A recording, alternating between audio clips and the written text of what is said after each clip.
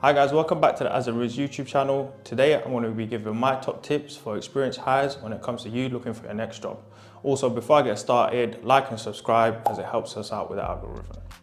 Tip number one, make sure you have your basics covered. So when I'm talking about the basics, I'm talking about your online application, your CV and your cover letter if they do require one. I'm going to focus on the CV for a bit. So whenever you apply for a job, there's a specification, there's an advert where they note down the particular skills that they want, they note down the experience that they want, etc.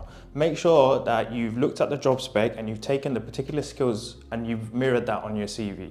Reason for that is if a recruiter is looking through your CV and they see that you have particular, software skills, experiences in projects that they're looking for, that could potentially move you on to the next stage. Also, when it comes to the CV, print it out, take a red pen, go through it line by line, as you may be surprised that you could potentially find some typos in there. Tip number two, do your research on the company. When I'm talking about doing your research, I'm not talking about how many employees does the organization have, how many countries do they operate in. Go onto the company's website, look for the company strategy, will 100% be on their website. Understand where the company wants to go in the next 5 years or whatever their objectives are in the next couple of years. Understand their growth plan in terms of what types of initiatives that they're looking to do. Also, for me, when I look through the company's initiative, I always look at what are they going to do for me. So, for example, some companies like to say that they're going to invest in their employees for the next couple of years, give training, etc., etc. And for me, that's very important because I want to take proper qualifications like Prince 2, Pre-3O, etc. And knowing that the company has that in their strategy gives me real confidence that they will actually do that for me if I am successful in the role. Tip number three. So you've done an application, you've had the 15-minute conversation with talent acquisition in terms of this is the job, this is what we're looking for, these are the salary ranges, yada yada. Now it's time for you to step into the interview, right? And I'm going to break this down into different parts. Part one, you need to make sure that you have real examples of work that you've delivered in your previous experience. So for example, if you're going for a project management role, you need to talk about projects that you've delivered from start to finish.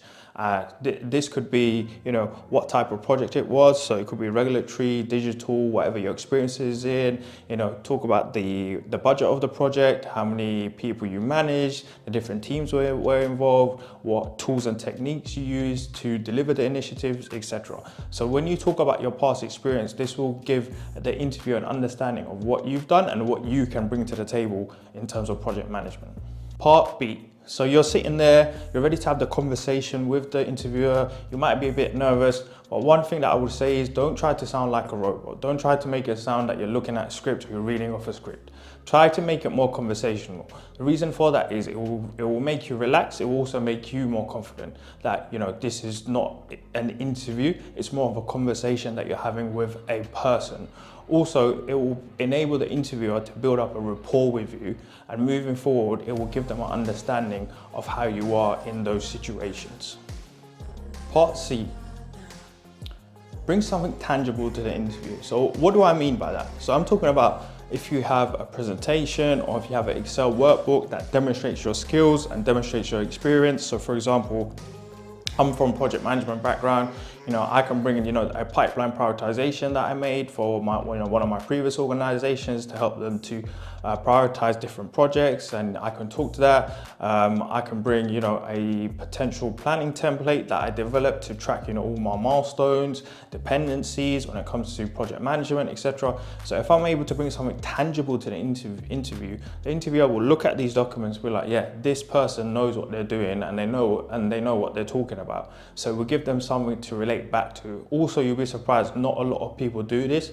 It can also be used as a mechanism for them to remember you once you leave the interview.